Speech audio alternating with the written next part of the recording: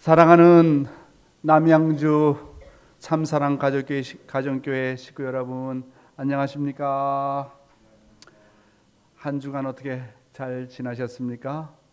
오늘 이렇게 먼 발치에서 보니까 제가 신학교에서 근무할 때 늘 참 우리 신학생들에게 이렇게 참 요리도 해주시고 식사 준비를 해주시던 우리 윤순난 권사님을 저 먼 발치에서 뵙게 되니까 너무 반갑습니다. 감사합니다. 지난번 첫 강좌로 참사랑의 위대한 속성 중에 하나는 먼저 주고자 하는 성품을 가지고 있다는 것을 말씀을 드렸습니다. 참사랑은 주고 잊어버리고 주고 잊어버리고 주고 잊어버리고 더 주지 못해서 안타까워하는 사랑이 참사랑이다.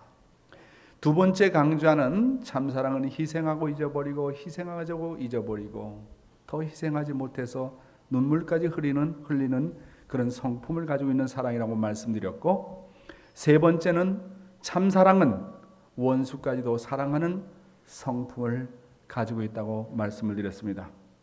오늘도 참사랑 시리즈의 설교가 되겠습니다. 오늘은 네 번째 시간으로 참사랑은 상대를 위해서 100%, 120% 투입하는 것이다 라는 내용으로 말씀을 드리고자 합니다. 문총재님은 참사랑에 대해서 다음과 같이 말씀하셨습니다. 참사랑은 투입하고는 잊어버리고 투입하고는 잊어버리고 또 투입하고 상대를 위해서 100%, 120% 투입하고자 하고 자신의 목숨까지도 기꺼이 내주겠다는 사랑이다 라고 말씀을 하셨습니다. 참사랑은 적당히 투입하고 적당히 보상받는 사랑이 아니라고 하는 것입니다. 그런 사랑은 참사랑이 아니고 인간적인 행적인 사랑에 불과한 것입니다. 이에 대한 문총재님의 말씀을 한 번 더 보도록 하겠습니다. 참사랑은 투입하는데 어느 정도로 투입해야 되느냐? 참사랑은 자신의 마음을 다하고 뜻을 다하고 목숨을 다해서 100%, 120% 투입하라는 것입니다. 참사랑은 적당히 투입하는 것이 아닙니다. 70%, 80% 투입하는 것이 아닙니다. 사람은 적당히 투입하고 남으면 계산을 합니다. 하나님의 창조는 100%, 120% 투입하는 것입니다. 그래서 완전한 플러스는 완전한 마이너스를 창조합니다 라고 말씀하셨습니다. 사랑하는 식구 여러분, 부모가요 나를 사랑하는 데 있어서 70%, 80%만 사랑한다면 그것은 참사랑이 아닙니다. 하나님도 나를 창조하는 데 있어서 70%, 80% 아니 90%만 투입해서 지었다면 하나님은 나를 창조한 창조주는 되어도 나의 부모는 될 수 없습니다. 그렇죠? 엄마가 아기를 낳을 때 적당히 힘을 주어서 아기를 낳지 않습니다. 그렇죠? 엄마가 아기를 낳을 때는 온 전신을 다해서 아기를 낳지 않습니까? 그래서 여러분은 여러분의 상대를 사랑한다고 할 때 얼마나 여러분 사랑한다고 하겠습니까? 제가요 아시아에서 평화대사들을 교육하고 오세안에서 평화대사를 교육하고 미국에서 ACLC 미국의 성직자들을 교육하면서 이런 질문을 많이 해보고 나와서 이렇게 이렇게 모범도 이렇게 보이게 한 적이 있습니다. 여러분 한번 여러분 상대에게 한번 물어보십시오. 당신 나를 사랑한다고 하는데 얼마나 사랑해요? 나 정말로 당신을 사랑합니다. 그래서 얼마나 사랑하느냐고. 나는 진짜 당신을 사랑하는데 30% 사랑합니다. 그러면 그 대답을 듣는 여러분의 남편이나 아내가 흡족해 하겠습니까? 기분 좋아 하겠습니까? 자, 그러면 퍼센트를 좀 올려보자고요. 당신, Hey darling, I love you so much. I love you so much. How much? 나는 당신을 80% 사랑합니다. 그러면 그 말을 듣는 상대가 기뻐하겠습니까? 기뻐하지 않겠습니까? 기뻐하지 않는다는 거예요. 그러면 퍼센티지를 좀 더 올려서 darling, 여보, 나는 정말로 당신을 사랑합니다. 얼마나 사랑하는데? 99.9% 사랑합니다. 그러면 상대가 그랬습니다. 그럼 0.1%는 어디 갔어? 여러분, 사랑이라는 건요, 적당히 투입해서 얻어지는 것이 아닙니다. 그래서 우리가 알고 있는 것처럼, 그러면 하나님이라는 존재는 어느 정도로 나를 사랑하느냐? 하나님은 나를 사랑하는 데 있어서 30%, 50%, 90%, 99.9% 사랑할까요? 하나님을 우리가 알고 있는 하나님은 부모 중에 부모예요. 사랑 중에 사랑입니다. 부모는 자식이 10명 있어도 그 자식을 하나하나 사랑하며 100% 투입해도 부족하다. 120%를 투입해도 부족하다. 그렇게 사랑하는 것이, 그렇게 생각하는 것이 참사랑인 것입니다. 그래서 우리가 이런 것을 보게 될 때 정말로 하나님께서 인간을 창조할 때 적당히 창조했다. 적은 힘을 가지고 창조했다. 그럼 아무런 의미가 없습니다. 여러분, 오늘 제가 존경하는 김규백 화백님께서 나중에 설명을 하겠지만 여기 그림들을 가져오셨습니다. 참 이분은요, 어머님이 지극히 사랑하는 분이세요. 여러분 이제 천원궁을 한번 방문하게 되면 양쪽의 벽에 그 모든 그림들이 있지 않습니까? 그것을 어머님의 지시를 하나 지시를 받아가면서 그린 분이 바로 김규백 화백이십니다. 그런 분이 오늘 이렇게 남양주 교회에 오셨다는 것이 너무나도 영광이지 않을 수 없습니다. 여러분, 어떤 화가가 그림을 그릴 때 자기의 정력을 30%, 50% 투입해서 그림을 그렸다면 거기에서 느껴지는 자기의 기쁨과 행복이라는 것은 30%, 50%밖에 되지 않습니다.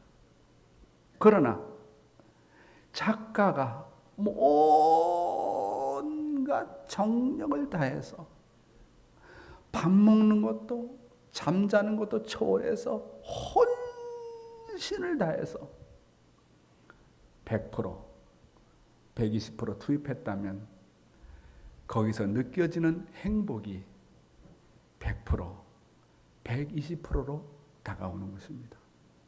그러면 하나님을 우리가 바라볼 때 하나님이라는 존재가 어떤 존재냐? 하나님은 부모 중에 부모요 사랑 중에 사랑으로서 아담과 해와를 창조할 때 우주를 창조했던 목적이 기쁨이라고 그랬어요. 그러면 그렇게 완전한 하나님이 완전한 기쁨, 최대의 기쁨을 느끼려고 한다면 하나님께서 창조할 때, 인간을 만들 때 70%, 80%의 정력을 투입해서 인간을 창조하고 만물을 창조했다고 한다면 하나님의 기쁨은 그 정도밖에 되지 못하는 거예요. 하나님께서는 온전한 하나님이기 때문에 나는 100%, 120% 그 이상의 정말 기쁨은 없을 정도로 느끼고자 한다면, 그런 분이 하나님이라고 한다면, 인간의 부모 중에 부모라고 한다면, 이 만물 하나하나를 창조할 때, 인간 한 사람 한 사람을 창조할 때 어느 정도 투입했겠느냐? 100%, 120% 투입했다고 하는 겁니다. 그렇잖아요? 이게 놀라운 거예요. 나 하나를 창조할 때, 만물 하나하나를 창조할 때 하나님께서는 전심전력을 다해서 투입했다는 거예요. 그 전심전력을 다 해서 투입해서 그러한 기쁨과 그러한 행복을 얻고자 했다고 하는 것입니다. 인간은 타락해서 몰라서 그렇지 하나님은 한 개인 한 개인을 놓고 한 자식 한 자식을 놓고 당신의 전심을 다해서 100%, 120% 사랑한다고 하는 겁니다. 그래서 부모도 자식을 낳아 기르면서 우리 어제 어떤 2세 친구가 내가 만나는데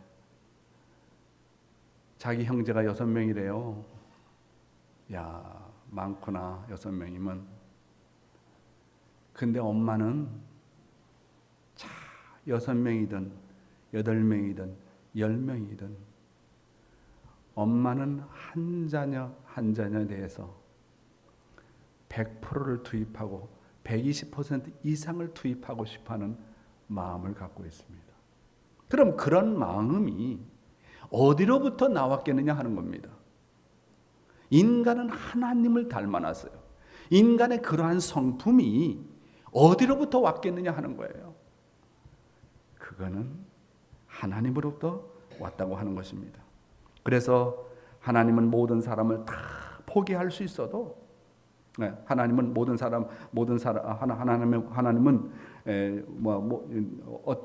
다른 사람은 모든 사람을 다 포기할 수 있어도 하나님만큼은 나를 절대로 포기할 수 없다는 거예요. 내가 아무리 죄를 저질렀다 할지라도 나를 포기할 수 없다는 거예요.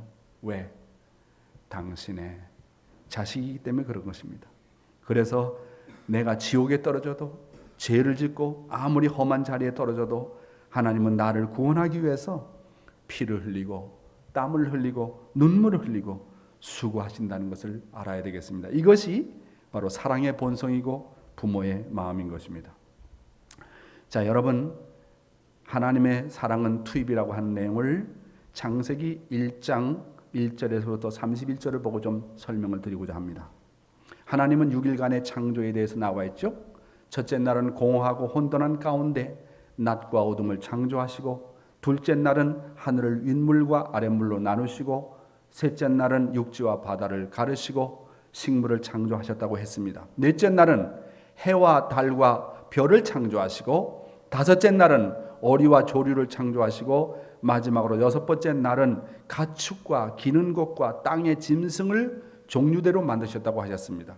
그리고 하나님이 자기의 형상 곧 하나님의 형상대로 사람을 창조하시되 남자와 여자를 창조하시고, 하나님이 그들에게 복을 주시며 하나님이 그들에게 이르시되 생육하고 번성하여 땅에 충만하라, 땅을 정복하라, 바다의 물고기와 하늘의 새와 땅에 움직이는 모든 생물을 다스리라 하시느니라. 하나님이 지으신 그 모든 것을 보시니 보시기에 심히 좋았더라. 저녁이 되고 아침이 되니 이는 여섯째 날이라. 이렇게 하나님은 6일이라는 기간을 통해서 모든 만물과 인간을 창조하셨습니다. 그리고 창세기 2장 2절에서 3절을 보게 되면 하나님이 그가 하시던 일을 일곱째 날에 마치시니 그가 하시던 모든 일을 그치고 일곱째 날에 안식하시느니라. 하나님이 그 일곱째 날을 복되게 하사 거룩하게 하셨으니 이는 하나님이 그 창조하시며 만드시던 모든 일을 마치시고 그날에 안식하셨음이니라 하셨습니다. 저는 어렸을 때 성경을 읽고 원리강론을 좀 공부하면서 느끼는 게, 자, 하나님께서 전지전능하신 하나님이라면 아니 한꺼번에 모든 것을 창조하지 왜 6일이라는 시간이 걸렸을까? 물론 원리는 답변해주고 있습니다. 그리고 또 하나 궁금하게 생겼던 것은 하나님은 6일간의 창조를 끝내시고 왜 7일째 되셔서 안식하셨다고 했을까? 전지전능한 하나님이 안식이 필요한가? 저는 그렇게 생각했습니다. 전지전능한 하나님이라면 무궁한 힘을 갖고 있는데 왜 하나님은 안식이 필요했을까? 그런 것에 대해서 정말 질문을 가졌던 적이 있었습니다. 그래서 저는 어렸을 때 하나님 생각하면 정말 마법사와 같은 그런 존재라고 생각해서, 그래서 그분이 원하시는 것은 뭐든지 창조할 수 있는 분이라고 생각했습니다.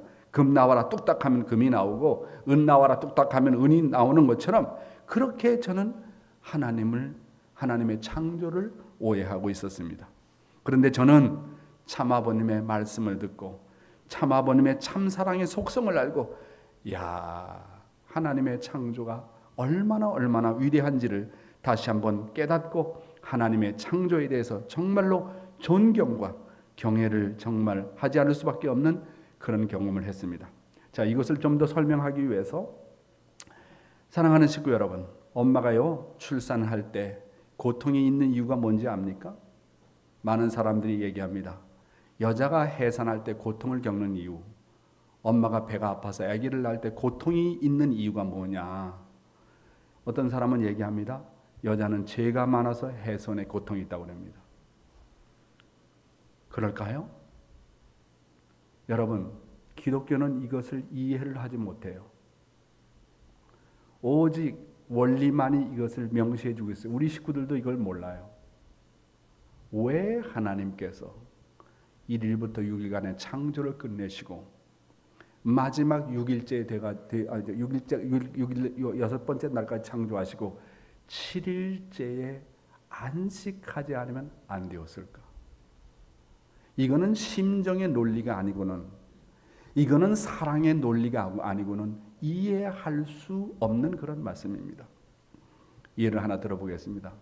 제가 경험한 예입니다.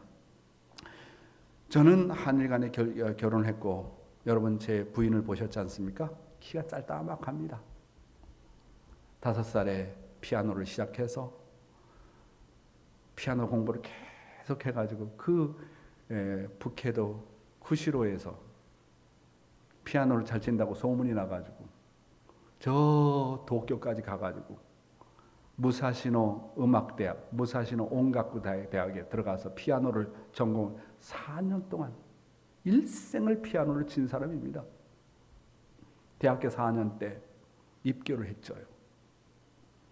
모든 것을 다 포기하고 헌신자가 되었습니다. 아버지가 그 가난한 월급을 받아가면서 딸 하나 정말 피아니스트로 만들겠다고 있는 돈 없는 돈 다 긁어먹어가지고 그란드 피아노까지 사주면서 학수고대했는데 이게 웬일입니까? 대학교 4학년 때 입교해서 완전히 정신이 나가가지고 통일교에 입교해버리고 말았습니다. 그리고 일본 사람하고 결혼한 것도 아니고 가나다 모자 진짜 가난한 맹이 선교사하고 교회장하고 결혼을 한 것입니다. 참, 근데 그 아버지가 처음에는 반대했지만 나중에는 이해를 하게 되었죠. 그래서 우리는 한일 가정에 이렇게 결혼을 하고 이제 제가 말레이시아의 선교사로 출발을 해서 선교 활동이 시작이 되었습니다. 제가 가정을 늦게 출발해서 33살인가 가정 출발했는데 첫 딸은 아기 엄마가 일본 친정집에 가서 아기를 낳았고, 두 번째 아기는 우리 첫아들 이름이 유신입니다. 우리 애들 이름 암기하기 쉬워요. 장남이 유신이고요. 두 번째 아들이 순신입니다. 유신장군, 순신장군. 그래서 이제 호주에 살았는데 옆집에 한국 사람이 살아요.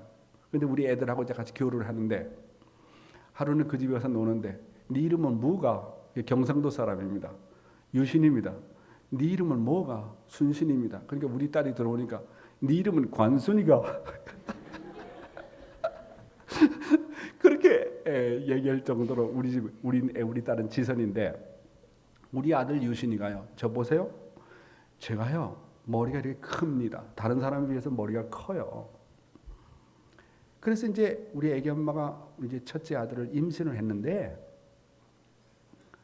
갑자기 이제 멀리 나가 있는데 아빠 나 정말 양수가 터졌어. 정말 빨리 와봐. 그래서 부랴부랴 달려가가지고 도착하니까 밤이 늦었습니다. 그래서 급하게 서둘러서 말레이시아 수방병원에 도착을 했는데 이 수방병원이 어떤 병원이냐면 이슬람교회가 운영하는 병원이었습니다. 그래서 엄마를 들여다 놓고 밖에서 나는 기도를 하고 너무 피곤해서 졸려서 꾸벅꾸벅 졸고 있었습니다. 그런데 간호원이 나왔습니다. 간호원이 나와서 하는 말이, 우리 이 병원의 전통은 남편이 들어와서 부인이 해산하는 걸 한번 보게 하는 것이 전통이니까 한번 들어오시오. 근데 굉장히 그게 선뜻 마음에 내키지 않더라고요. 그래도 안에 들어갔습니다. 그러니까 양손을 벗어 띠에다 메고 의사가 있고 간호원이 있고, 이제 뭐 아기를 곧 해산할 수밖에 없으니까 그냥 배를 푸시를 하는 겁니다. 좀 더 힘주세요. 좀 더 힘주세요. 좀 더 힘주세요. 근데 우리 아기 엄마가 체구가 작거든요. 근데 애를 쓰는 거예요. 근데 애를 써도 애가 안 나오는 거예요. 그런데 내가 보니까 애기 머리가 까만 부분이 머리가 나와요. 오 마이 굿너스. 그런데 어떤 일이냐면 의사가 하는 얘기가 엄마 자국이 너무 작다는 거예요. 그러더니 가위를 가져 나와요. 가위를 가져 나와서 그 자궁을 일부를 자르는 거예요. 그러니까 피가 줄줄 흐르는데 엄마의 해산의 고통이 그 가위로 자르는 고통보다 더 크기 때문에 그걸 못 느끼는 거예요. 그러니까 피가 줄줄 흐르는데 힘을 써라, 힘을 써라, 힘을 써라. 그래서 이러다 보니까 이거 애기 엄마 죽는 거 아니야? 그런 생각이 들더라고. 그래가지고 이제 엄마 애를 써요. 그래서 뭐 정말 한국말대로 뭐냐면 젖 먹던 힘 그거 다 해가지고 투입을 하는데 10% 투입하는 게 아니고, 자식을 투입하는데 70% 투입하는 게 아니고 90% 100%를 넘어가지고서는 나 죽는다.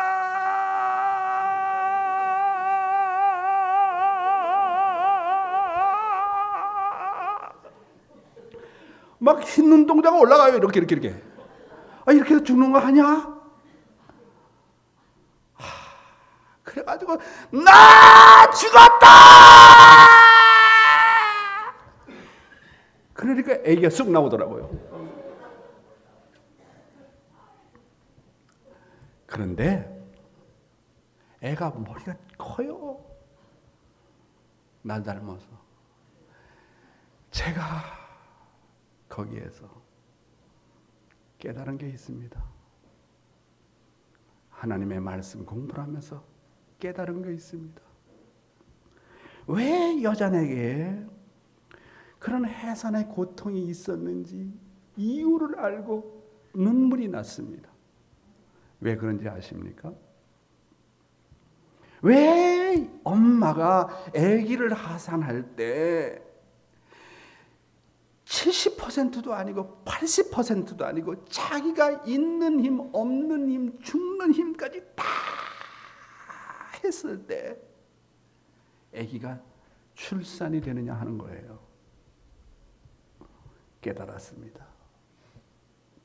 하나님이 아담과 해와를 창조할 때 그런 마음으로 창조했구나. 아무리 하나님이 전지전능하신 하나님이라도 자식을 낳을 때, 인간을 창조할 때, 아담과 해와를 창조할 때 있는 힘 없는 힘 100% 120%다 투입해서 더 이상 남은 힘이 없어요. 완전히 기진맥진이야. 초죽음이야. 그 정도로 다 투입해서 창조한 존재가 여러분이고 바로 나라고 하는 사실입니다. 그렇게 투입했기 때문에 하나님께서 6일간의 창조가 끝나고 7일째 뭐 했다 그랬어요? 안식했다. 안식했다. 이것은 사랑의 논리, 심정의 논리가 아니고는 이해가 되지 않는 거예요. 와, 하나님이 나를 그렇게 창조했어? 그러니까 내가 하나님을 아버지라고 부르고 부모님이라고 불러야지. 하나님은 나를 생각할 때 내가 바보 같고 천치 같고 못났고 죄 많은 죄인이라 하더라도, 하나님이 나를 생각할 때 사탄이가 그런 참소가 있다 할지라도 하나님이 나를 생각할 때 어떻게 생각하느냐 하면, 그래도 내 자식이야. 아버님 말씀 가운데 내가 감동받고 눈물을 흘린 게, 인간이 죄를 저질러 가지고 사형장에 나갑니다. 곧 목이 잘립니다. 사탄이가 참소합니다. 하나님 보세요. 저 사람 저렇게 죄를 많이 저질렀죠. 그런데 하나님이 사탄에게 뭐라고 말하는지 압니까? 그래도 저놈의 자식의 본성이 착한데 그러신답니다. 인간은 그런 본성이 있기 때문에 하나님이 역사하시는 겁니다. 하나님이 만물 하나하나를 창조할 때 그냥 거저 창조한 줄 아십니까? 이 그림 작품 보십시오. 나는 천원공에 가서 그림 하나하나를 보면서, 야, 혼신을 다했구나. 이 양반이 진짜 혼신을 다했구나. 마음을 다했구나. 참사랑이라는 것은요, 이렇게 100%, 120% 투입하는 거예요. 참사랑은요, 말로는 안 돼요. 참사랑은 오직 경험을 통해서 알 수 있는 거예요. 하나님께서 만물을 지으신 심정과 사정을 하나님은 우리 인간들로 하여금 치열하게 하기 위해서 만물을 주관하라고 하는 축복을 내려주신 겁니다. 그래서요, 어머니의 출산의 고통은, 왜 그런 출산의 고통을 주셨냐? 좀 쉽게 하지. 어머니가 그런 출산의 고통을 겪는 것은 결국 하나님의 참사랑을 상속받기 위해서입니다. 내가 너를 낳을 때 이렇게 100%, 120% 내가 목숨을 다해서 너를 낳았다. 애기 엄마야, 너도 나의 그러한 참사랑을 상속받아라. 이거 사랑의 논리, 이 심정의 논리 얼마나 아름답습니까? 엄마가 아기가 6이 있으면요, 6번 죽었다 깨냅니다. 7명의 자식이 있으면 엄마가 7번 죽었다 깨냅니다. 그건 뭘 의미하느냐? 사랑은요, 투입을 하되 적당히 투입하는 게 아니라 내가 가진 것, 있는 것, 없는 것 다 바쳐서, 목숨까지도 바쳐서 투입하는 것이 참 사랑이라는 거. 그러니까 내가 어떤 일을 하더라도, 어떤 책임을 맡았더라도 적당히 하면 하나님의 심정을 상속받을 길이 없어요. 내가 어떤 일을 하더라도, 어떤 책임을 맡았더라도 죽을 각오를 하고 덤벼들어야 되는 거예요. 저는 새벽 기도에 생명을 겁니다. 밤잠 안 자고 기도합니다. 왜? 그렇게 투입하지 않으면 새 생명이 나오지 않기 때문에. 그런 논리를 나는 아버지한테 배웠어요. 어머님한테 배웠어요. 아, 참사랑은 100%, 120% 혼신을 다하는 거구나. 동물도요, 내가 이제 개를 키워봐서 아는데, 동물도 새끼를 낳을 때요, 얼마나 아픈지 어미개가 그래요. 동물도 그런 아픔이 있어요. 그것은 차원은 적지만 왜 엄마가 그런 출산의 고통을 겪을까? 하나님의 심정을 상속받기 위해서. 아주 예수님께서 이르시되, 마태복음 22장 37절에서 39절 난 말씀입니다. 예수께서 이르시되 내 마음을 다하고 목숨을 다하고 뜻을 다하여 주 너희 하나님을 사랑하라 하셨으니 이것은 크고 첫째 되는 계명이요 둘째도 그와 같으니 내 이웃을 내 자신과 같이 사랑하라 하셨으니. 저는요, 이 말씀을 대단히 좋아합니다. 제가 왜 이 말씀을 좋아하는지 압니까? 예수께서 이르시되 그렇게 첫째가 하는 계명이 뭐라고 그랬어요? 첫째가 하는 계명이 뭐라고 그러냐면 네 마음을 다하고 목숨을 다하라. 목숨을 다하는 얘기는 뭐냐면 사람을 사랑하는데, 하나님을 사랑하는데 목숨 바치라는 거예요. 생명 걸고 하라는 얘기예요. 하나님 사랑하는데 적당히 사랑하지 말고 하나님 사랑하는데 목숨을 걸라는 거예요. 참부모 사랑하는데 적당히 사랑하지 말고 목숨을 걸라는 거예요. 자식을 사랑하는데 적당히 사랑하지 말고 목숨을 걸라는 겁니다. 남편 사랑하는데 적당히 사랑하지 말고 마음을 다하고 뜻을 다하고 정성을 다 투입하라는 거예요. 어떤 서양 사람들이 나에게 질문합니다. 아이고 뭐 마음을 다하고 목숨을 다하고 뜻을 다해서 주 너희 하나님을 사랑하라. 하나님 도대체 이기적인 하나님 아닙니까? 어떤 사람 저한테 질문을 그렇게 해요. 왜 자기를 그렇게 사랑하라 하느냐 이거야. 그런데 아버님 말씀을 내가 읽다가 큰 깨달음을 받은 것이 뭐냐 하면, 아버님은 뭐라고 하시냐면, 하나님이 예수가 그렇게 말씀하신 것은, 하나님께서 예수를 통해서 그렇게 말씀하신 것은, 하나님은 부모 중에 부모이기 때문에 당신이 다 그렇게 실천을 해보고 너희들 보고 하라 했던 거예요. 그러니까 하나님은 인간을 사랑하는 데 있어서 당신 스스로가 마음을 다하고 뜻을 다하고 목숨을 다해서 인간 한 사람 한 사람을 사랑했다는 거예요. 그러니까 예수께서 하시는 말씀이 너희들도 그런 하나님의 사랑을 상속받아서 마음을 다하고 뜻을 다하고 목숨을 다해서 주 너희 하나님을 사랑하라. 이야, 이게 놀라운 말씀 아닙니까? 그 다음에 두 번째가 네 이웃을 그렇게 사랑하라. 하나님을 그렇게 사랑하는 것처럼 네 이웃을 사랑하는 데 그렇습니다. 내 이웃이 누굽니까? 내 부인이 내 이웃입니다. 내 남편이 내 이웃입니다. 내 옆에 있는 사람이 내 이웃입니다. 여러분, 이게 첫째 가는 계명인데 여러분 가정에서 어떻게 실천하고 있습니까? 나는 내 남편을 사랑하는데 이 첫째 계명을 적용하고 있습니까? 내가 내 남편을 사랑하고 내 아내를 사랑하는데 예수님께서 말씀하신 것처럼 난 내 아내와 내 남편을 사랑하는데 마음을 다하고 목숨을 다하고 뜻을 다해서 나는 내 남편을 사랑한다. 그런 마음 갖고 있습니까? 그러면요, 남편이 뒤집어져요. 아내가 뒤집어져요. 자식이 뒤집어져요. 목자가 식구 사람 한 사람 한 사람을 사랑하는데 목숨을 다하고 마음을 다하고 뜻을 다해서 사랑하면 뒤집어진다니까요.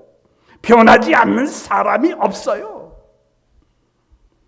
그래서 하나님의 제일 첫 번째, 하나님의 우리의 계명은, 첫째가 하는 계명은 이렇고 둘째가 하는 계명은 이웃을 사랑하는데, 하나님의 첫째 계명은 뭘까요? 하나님의 첫째 계명은 내가 인간을 창조해 놓고 인간 한 사람 한 사람을 사랑하는데 하나님 자신이 마음을 다하고 목숨을 다하고 뜻을 다한다. 두 번째는, 하나님의 두 번째 계명은 내가 인간을 그렇게 사랑하는 것처럼 내가 만물을 그렇게 사랑하노라. 이야, 내가 아버님의 그런 말씀을 듣고, 이야, 우리 아버님 진짜 멋쟁이다. 어쩌면 이렇게 말씀을 적용을 잘하실까? 참 아버님은요, 그런 면에서 말씀의 챔피언이고 심정의 챔피언이십니다. 그래서 우리는 생활 가운데서 하나님을 최우선 순위에 둡니다. 과거 복귀 섭리의 역사의 중심 인물들이 그들의 인생에 있어서 대전환점을 가져온 이유가 무엇인지 압니까? 과거의 복귀 섭리 역사를 놓고 볼 때 노아라든지 아브라함이라든지 이삭이라든지 야곱, 요셉, 모세, 또 사도 바울 등과 같은 하나님을 만났던 사람들은 누구나 다 예외 없이 그들 인생의 대변혁을 가져왔습니다. 왜 그랬을까요? 왜냐하면 그들은 하나님이 살아서 역사하심과 하나님을 사랑하는 데 있어서 목숨도 아끼지 않고 사랑했고 언제나 하나님을 최우선 순위에 두었다고 하는 겁니다. 이게 우리가 중심인물 동네에서 배울 수 있는 것입니다. 그래서 그들은 하나님을 사랑하는 데 있어서 목숨을 아끼지 않았습니다. 마음을 다했습니다. 뜻을 다했습니다. 그러면 우리 인생에 있어서 최우선 순위가 뭡니까? 하나님이 여러분 생애의 첫 번째입니까? 아니면 두 번째입니까? 아예 우선순위에도 들어가 있지 않습니까? 만약 우리가 하나님을 두 번째로 두는 순간 모든 문제는 거기서부터 시작이 됩니다. 만약에 여러분이 돈을 여러분의 인생에 있어서 첫 번째로 두면 돈 때문에 문제가 생기고 돈 때문에 운세가 기울고 돈 때문에 결국 망해요. 어떤 사람은 지식을 최우선순위에 두는 사람은 그 지식 때문에 결국은 기울어지고 망합니다. 어떤 사람은 권력을 최우선순위에 두면 결국 권력 때문에 망합니다. 왜? 하나님의 사랑의 법칙이 부모이신 하나님을 최우선순위에 둬라. 그것이 누굽니까? 효자입니다. 효녀입니다. 그래서 우리가 인생 노정을 가는 데 있어서 제일 중요한 것은 뭐냐 하면 하나님을 최우선순위에 둬라. God is my top priority. 최우선순위다. 하나님을 최우선순위에 두면 모든 매사가 잘 풀려나갑니다. 그런데 권력과 지식과 명예와 내 자식 새끼를 최우선순위에 두면 그것 때문에 망하는 길로 가는 거예요. 그래서 여러분이 지금까지 여러분의 인생을 생각했을 때 행복했었습니까? 불행했었습니까? 여러분의 감사 생활이 더 많았습니까? 아니면 불만 불평 생활이 더 많았습니까? 그래서 여러분이 진정으로 행복한 생활을 원하느냐? 그러면요 여러분은 하나님이 주신 계명을 따라야 됩니다.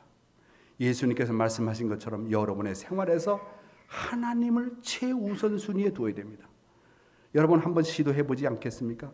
내가 정말 하나님을 내 생에 최우선순위에 두었을 때 무슨 변화가 일어나는지 한번 시도해 보라는 거예요. 여러분이 시도해서 잃어버릴 것은 결코 아무것도 없습니다. 지금까지 우리는 행복을 얻기 위해서 수많은 수단과 방법을 가리지 않고 다 해봤습니다. 그러나 우리는 행복을 얻지 못했습니다. 가면 갈수록 엉망진창입니다. 왜 그럴까요? 도대체 어디에서부터 문제가 벌어졌을까요? 그것은 근본 문제입니다. 뭐가 근본 문제냐? 하나님을 최우선 순위에 두지 않았기 때문에 그렇습니다. 하나님을 최우선 순위에 두지 않고 돈을 최우선 순위에 두면 그것이 우상입니다. 내 명예를 최우선 순위에 두면 그것이 우상입니다. 내 자식을 하나님보다 더 사랑하면 그것이 우상입니다. 하나님 외에 다른 것을 최고로 사랑하는 것이 있다. 그것이 우상입니다. 그래서 어떻게 하라고요? 먼저 하나님을 최우선 순위에 두어 보라는 것입니다. 그러면 인생의 변화가 벌어지는지 안 벌어지는지, 여러분의 인생을 정말 180도 바꾸고 싶습니까? 그러면 하나님을 최우선 순위에 두십시오.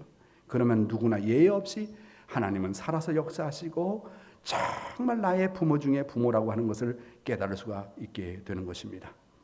그러나 만약 여러분이 하나님을 최우선 순위에, 그래서 만약에 여러분이 하나님을 최우선 순위에 둔다면 여러분은 생에 있어서 혁명 중에 혁명이 벌어지는 것입니다. 이것이 정말 사실이라면 여러분의 인생에서 한번 혁명을 일으켜 보시기 바랍니다. 그래서 하나님을 최우선 순위에 뒀을 때 정말 기적이 일어나는지 안 일어나는지 한번 체크해 보십시오.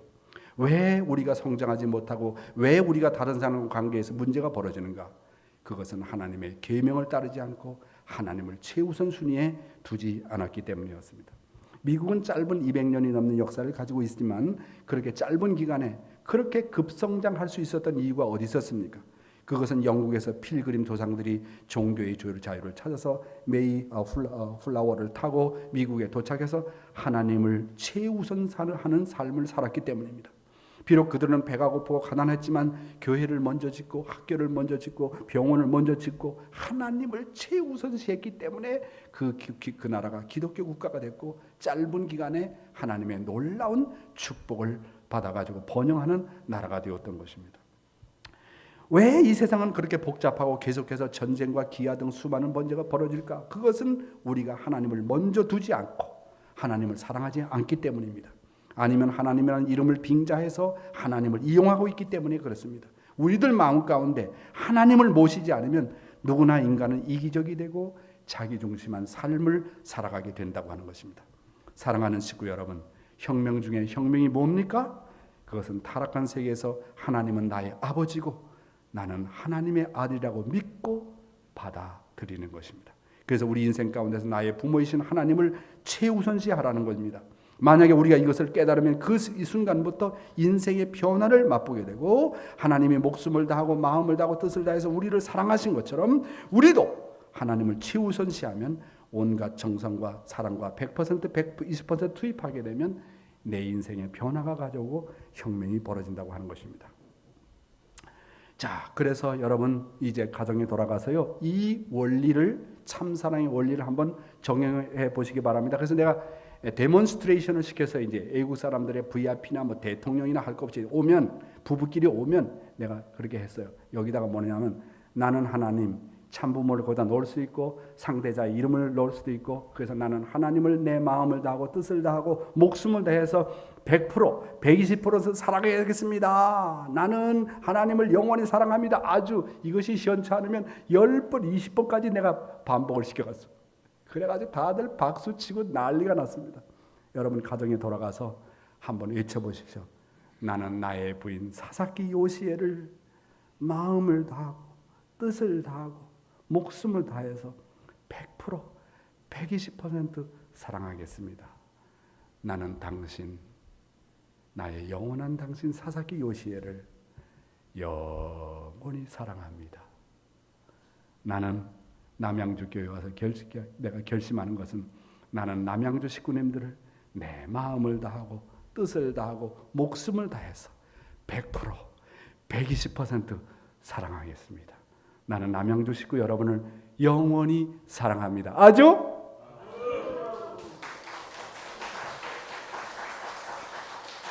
자, 결론적으로 아버님의 말씀을 좀 읽고 마치겠습니다. 사랑은 100% 투입하는 것이다. 결국 하나님은 상대에게 100% 투입했습니다. 투입하는 과정은 하나님 자체의 소모입니다. 그렇지만 완전 투입했다 하는 날에는 문제가 됩니다. 100% 투입을 해가지고 완성하는 날에는 100만큼 투입한 것은 거기에 상대적인 사랑이 플러스가 되어 하나님에게로 돌아온다는 거예요. 여기에 상대적인 사랑의 권한과 특권과 가치가 플러스가 되어가지고 등장하게 되는 것입니다. 그러므로 말미암아 하나님은 비로소 자극적인 행복을 느낄 수 있다는 거예요. 이것을 여러분이 알아야 됩니다. 내가 하나님처럼 상대를 위해서 100%, 120% 투입해서 더 이상 투입할 수 없는 상태가 될 때 내가 100%, 120% 투입한 것에 상대적인 사랑이 플러스가 되어서 내게 돌아온다고 하는 거예요. 왜 나의 상대가 감동을 못 받느냐? 나의 사랑이 상대에게 100%, 120% 투입이 되지 않았기 때문에 그렇습니다. 그래서 사랑은 상대가 나보다 나을 때까지 100%, 120% 투입하는 것입니다. 그래서 결론적으로 말씀을 다시 한번 드리면 참사랑은 뭐라고요? 상대를 위해서 100% 투입하고 잊어버리는 성품이다.